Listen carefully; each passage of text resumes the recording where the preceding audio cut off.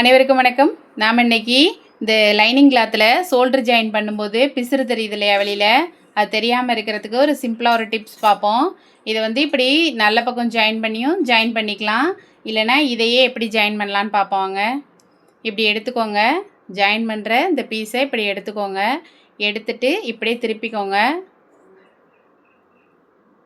இப்படி எடுத்துட்டு உள்ளால ஒரு தையல், அவ்வளோதான். சிம்பிளாக அப்படியே உள்ளால ஒரு தையல் போட போகிறோம், அவ்வளோதான்.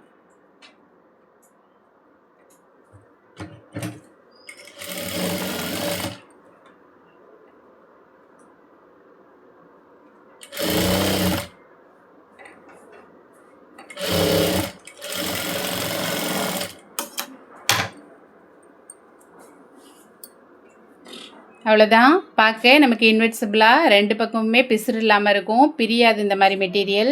அப்படியே ஒரு அயன் கொடுத்துட்டாலும் போதும். இல்லைன்னா இந்த இடத்துல ஒரு படிமான ஓட்டிக்கலாம்.